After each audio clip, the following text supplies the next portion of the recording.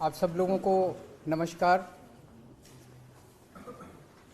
पिछले कुछ महीनों से हम लोग देख रहे हैं कि दिल्ली की चुनी हुई सरकार के मामलों में एलजी साहब का हस्तक्षेप दिन ब दिन बहुत ज़्यादा बढ़ता जा रहा है और ऐसा प्रतीत होता है इस हस्तक्षेप से कि दिल्ली की चुनी हुई सरकार के कामों में बाधा पहुंचाई जा रही है, जिसकी वजह से दिल्ली के लोगों के जो ज़रूरतें हैं, जो सपने हैं, वो पूरे नहीं हो पा रहे हैं। उनके काम रुकते जा रहे हैं। उन्हीं मुद्दों पे चर्चा करने के लिए आज मैं एलजी साहब से मिला था और मेरी मंशा यही थी कि अगर हमारे कानून और संविधान को समझने में कुछ गलतफहमियां हैं या आपसी डिफरेंसेस हैं समझ में, तो उसको सॉर्ट आउट किया जा सके, हम लोग एक ही पेज पे आ सकें। मैं ये सारी किताबें लेके गया था, देश का संविधान लेके गया था, मोटर व्हीकल्स एक्ट लेके गया था, जीएनसीटीडी एक्ट लेके गया था, स्कूल एजुकेशन एक्ट लेके गया था, सुप्रीम कोर्ट के जजमेंट सारे लेके गया था उनसे चर्चा करने के लिए। काफ़ी लंबी चर्चा हुई। हम लोग जानते हैं कि दिल्ली में दो सब्जेक्ट्स हैं, दो किस्म के, तीन सब्जेक्ट्स हैं, पुलिस, लैंड और पब्लिक ऑर्डर। संविधान में लिखा है कि ये तीनों सब्जेक्ट्स पे सारे निर्णय लेने का अधिकार एलजी साहब के पास है। इन तीनों को हम रिजर्व्ड सब्जेक्ट्स कहते हैं कि ये एलजी साहब के लिए रिजर्व हैं ये तीनों सब्जेक्ट्स। इसके अलावा बाकी सारे सब्जेक्ट्स, शिक्षा है, स्वास्थ्य है, बिजली है, पानी है, सड़क है, बाकी सारे सब्जेक्ट्स दिल्ली सरकार, दिल्ली की चुनी हुई सरकार के दायरे में आते हैं। इनको ट्रांसफर्ड सब्जेक्ट्स कहा जाता है कि ये ट्रांसफर कर दिए गए हैं चुनी हुई सरकार को।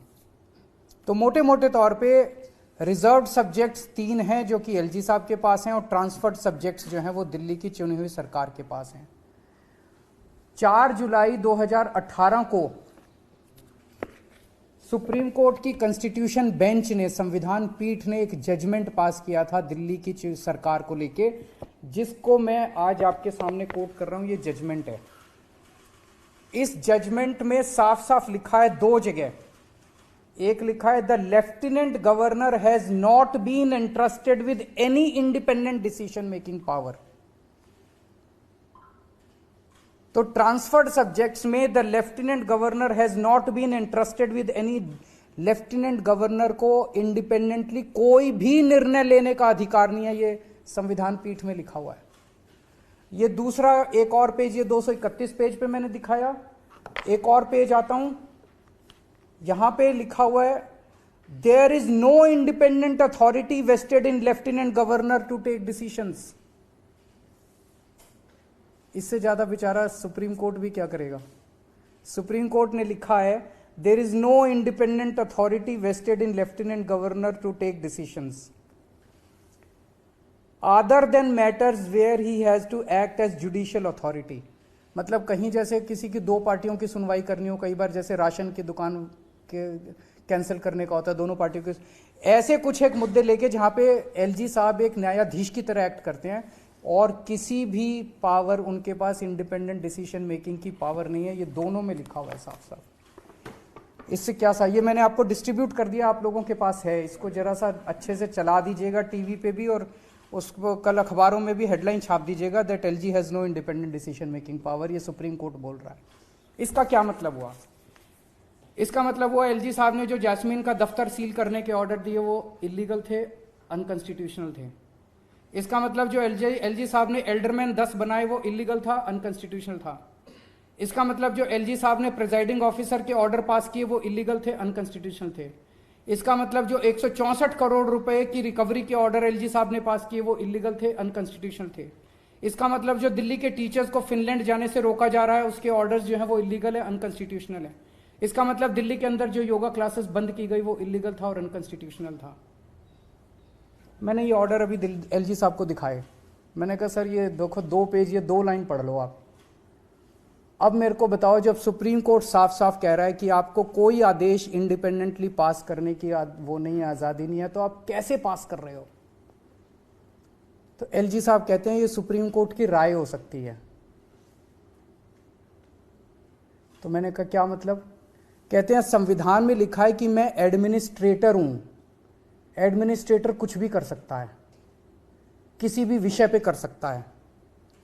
मैंने कहा सर इसका क्या मतलब हुआ? कहते हैं कि अगर मुझे लगेगा कि सरकार कुछ गलत काम कहीं कर रही है तो मैं किसी को भी कोई भी आदेश दे सकता हूं। मैंने कहा सर ये रिजर्व सब्जेक्ट, ट्रांसफर सब्जेक्ट कहता है, इसका कोई मतलब नहीं है। मैं एडमिनिस्ट्रेटर हूं। एडमिनिस्ट्रेटर किसी भी सब्जेक्ट के ऊपर किसी भी अफसर को कोई भी आदेश दे सकता है, ये मुझे पावर है। तो मैंने कहा सर कल को मान लीजिए प्रेसिडेंट ऑफ इंडिया कहती है कि मैं मोदी जी के काम से खुश नहीं हूं और वो गलत काम कर रहे हैं, तो वो आदेश दे सकती है? कहते नहीं, वो अलग है। दिल्ली के केस में मैं एडमिनिस्ट्रेटर हूं और मैं सुप्रीम हूं और मेरे को सारी पावर्स हैं और ये सुप्रीम कोर्ट की राय हो सकती है, इसको मैं नहीं मानता। मुझे काफी शॉकिंग लगा जब उन्होंने ये कहा। फिर मैंने उनसे पूछा, मैंने कहा सर आप चीफ सेक्रेटरी से सीधे फाइलें अपने पास मंगाते हैं और चीफ सेक्रेटरी को सीधे फाइलें आप नीचे भेजते हैं। सरकार जो है वो ट्रांजैक्शन ऑफ बिजनेस रूल से चलती है, ये ट्रांजैक्शन ऑफ बिजनेस रूल्स हैं। मैंने उनके सामने रखे। मैंने कहा सर इसमें कहाँ लिखा है कि आप सीधे चीफ सेक्रेटरी को फाइल भेज सकते हो या उससे मंगा सकते हो? उन्होंने फिर कहा कि ये रूल्स मेरे ऊपर लागू नहीं होते।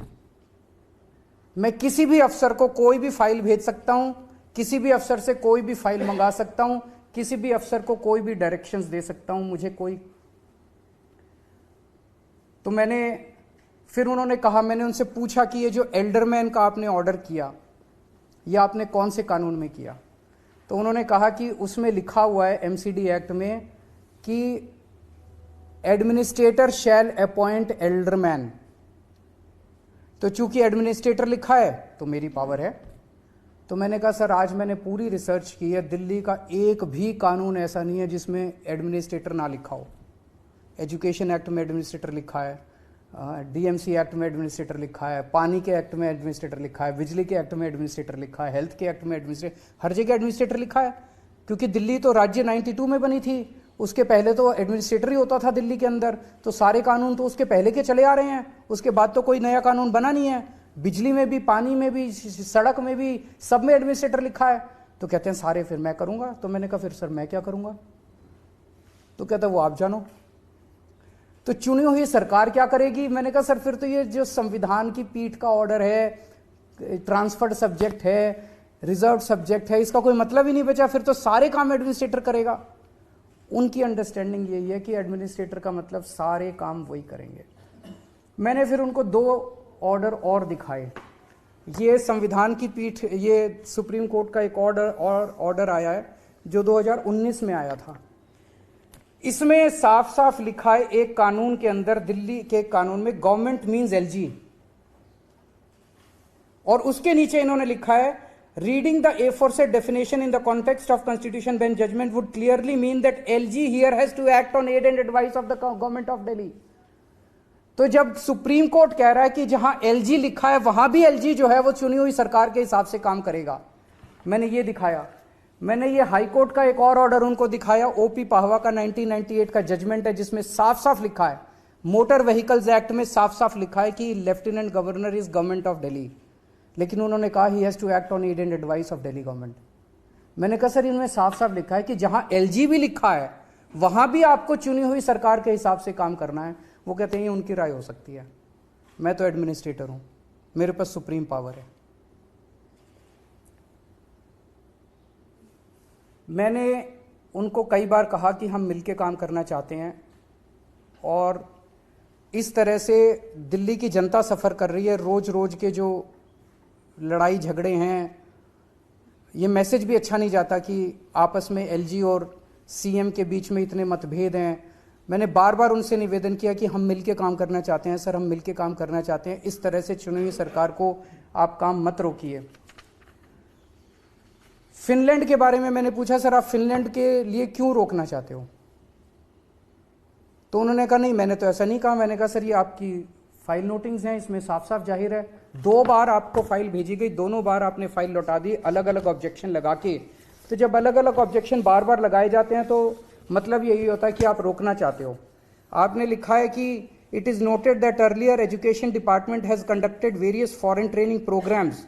To assess the effectiveness of such programs, department must place on record cost benefit analysis. कि भाई ये जो टीचर बाहर जाएंगे इसकी कॉस्ट बेनिफिट एनालिसिस। मैंने कहा सर, इस देश का सैनिक अपनी जान देता है, मुश्किल से 50-60 हज़ार रुपये महीना उसको तनख्वाह मिलती है। जिस दिन उस सैनिक ने अपनी कॉस्ट एंड बेनिफिट एनालिसिस करनी चालू कर दी ना अपनी जान की, ना आप बचोगे और ना मैं बचूंगा। हम अपने बच्चों का भविष्य बना रहे हैं, और हम अपने बच्चों का जब भविष्य बना रहे हैं, आप पूछ रहे हो उसकी कॉस्ट बेनिफिट एनालिसिस क्या होगी। मैं कहा सर, मेरे 2 बच्चे हैं, एक बेटा एक बेटी है, सारी तनख्वाह मैं अपने बच्चों पे लुटा देता हूँ। कल को अगर मैं ये देखना चालू कर दूं कि मेरे बच्चों पे मैं जो कर रहा हूँ उसकी कॉस्ट बेनिफिट एनालिसिस क्या है। सर, कई चीज़ों की कॉस्ट बेनिफिट एनालिसिस नहीं होती। हम देश बना रहे हैं, हम राष्ट्र बना रहे हैं। इस देश का बच्चे बनेंगे तो राष्ट्र बनेगा, बच्चों का भविष्य बनेगा तो राष्ट्र बनेगा। तो जब आप इस तरह की कॉस्ट, मैंने कहा सर, सीएम की कॉस्ट बेनिफिट एनालिसिस हुई आज तक कि सीएम होना चाहिए कि नहीं होना चाहिए? एलजी की कॉस्ट बेनिफिट हुई है कि एलजी का दफ्तर जो है वो सरकार के लिए अच्छा है कि बुरा है? मैंने कहा टीचर्स, अभी ये वर्ल्ड इकोनॉमिक फोरम हो रहा है, सारे देश के बड़े बड़े नेता स्विट्जरलैंड जा रहे हैं घूमने के लिए, उनकी कभी कॉस्ट बेनिफिट एनालिसिस नहीं हुई। टीचर्स अगर फिनलैंड जा रहे हैं तो उनकी कॉस्ट बेनिफिट एनालिसिस मांगी जा रही है। तो ये तो रोकने के लिए किया जा रहा है। मैंने उनको फिर बताया कि पिछले 3 महीने में लगभग सभी डिपार्टमेंट्स में सारे ऑफिसर्स ने सारी पेमेंट्स रोक दी हैं। दिल्ली सरकार में जल बोर्ड की सारी पेमेंट्स रोक दी गई हैं। नतीजन कई एसटीपी बन रहे थे हमारे, कई वाटर ट्रीटमेंट प्लांट्स बन रहे थे, सबकी कंस्ट्रक्शन रुक गई है दिल्ली के अंदर। मोहल्ला क्लिनिक्स में दवाइयां बंद कर दी गई हैं, टेस्ट बंद कर दिए गए हैं, डॉक्टर्स की तनख्वाह बंद कर दी गई है, रेंट बंद कर दिए गए हैं, बिजली के बिल बंद कर दिए गए हैं। बस मार्शल्स की 3 महीने से तनख्वाह नहीं मिली है। दिल्ली की डीटीसी की बसों में जो बस मार्शल चलते हैं उनकी तनख्वाह नहीं मिली है। हॉस्पिटल के स्टाफ को तनख्वाह नहीं दी जा रही है। डीटीसी के अंदर तनख्वाहें नहीं दी जा रही हैं, डीटीसी की पेंशन नहीं दी जा रही है, बिजली की सब्सिडी रोक दी गई है, ओल्ड एज पेंशन रोक दी गई है। अफसरों से जब पूछो तो अफसर कहते हैं कि एलजी दफ्तर से इनडायरेक्टली कहा गया है कि सब कुछ रोक दो। एमसीडी चुनाव के 3 महीने पहले सब कुछ रोक दिया गया ताकि एमसीडी चुनाव के अंदर हमें नुकसान हो। मैंने कहा सर, आपने ऐसा क्यों किया? नहीं, मैंने तो नहीं किया। मैं कहा सर, सारे अफसर दबी जुबान में बोल रहे हैं कि हमें एलजी ऑफिस से आदेश दिया गया है कि सारी पेमेंट्स रोक दो। मेरी एलजी साहब से निवेदन है कि राजनीति अपनी तरफ अपनी जगह चलती रहती है, लेकिन इस तरह की राजनीति अच्छी नहीं है जो देश के और लोगों के विकास में घातक हो। और मैं फिर से उनसे हाथ जोड़ के निवेदन करूंगा कि एक तो अच्छा कॉन्स्टिट्यूशनल सलाहकार अपने साथ रख लें जो कि उनको एडवाइस करे कि सुप्रीम कोर्ट के ऑर्डर्स बाइंडिंग होते हैं। सुप्रीम कोर्ट के ऑर्डर्स जो है वो सलाह नहीं होती है। सुप्रीम कोर्ट जो कहता है, अगर सुप्रीम कोर्ट ने कहा है कि उनको इंडिपेंडेंट डिसीजन मेकिंग की पावर नहीं है तो नहीं है। सुप्रीम कोर्ट के ऑर्डर्स को सम्मान करें, संविधान का सम्मान करें, जनतंत्र का सम्मान करें।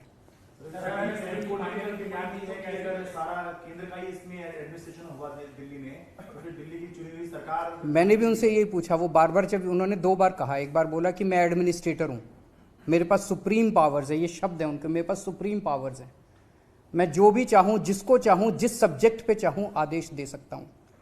और दूसरी बार उन्होंने कहा कि ये जितने आदेश हैं सुप्रीम कोर्ट की, ये सारे एडवाइस हैं और मैं इनको नहीं मानता। सर, आपके पास समाधान निकलेगा? क्योंकि जो कॉपी आप लेके आए संविधान तो एलजी के पास भी है, तो कोई समाधान की तरफ बढ़ी ऐसी मीटिंग? मैं समझता हूं कि एक तो उनको भी थोड़ा सा समझना चाहिए कि इस तरह से, मैंने उनसे काफ़ी निवेदन किया, हाथ जोड़ के निवेदन किया कि हमें मिलके काम करना चाहिए, हमें एक दूसरे के काम में अड़चन नहीं अड़ानी चाहिए।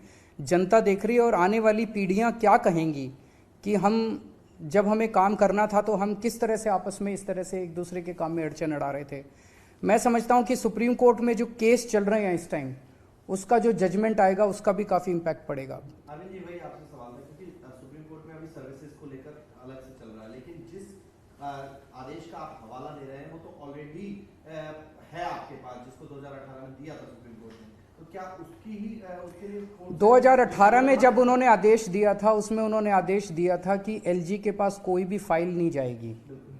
3 साल तक सरकार बहुत अच्छी चली थी, आपने देखा होगा 2018 से 2021 तक कोई अड़चन नहीं आई थी, एलजी के पास फाइलें जाना बंद। 2021 में इन्होंने सुप्रीम कोर्ट के जजमेंट को पलटने के लिए जीएनसीटीडी अमेंडमेंट एक्ट लेके आए थे, जिसके तहत सारी फाइलें फिर से एलजी साहब के पास जानी चालू हो गई। उस एक्ट को भी हमने चैलेंज किया हुआ है। मैं समझता हूं कि सर्विसेज के केस के बाद सुप्रीम कोर्ट उसको भी उठाएगा।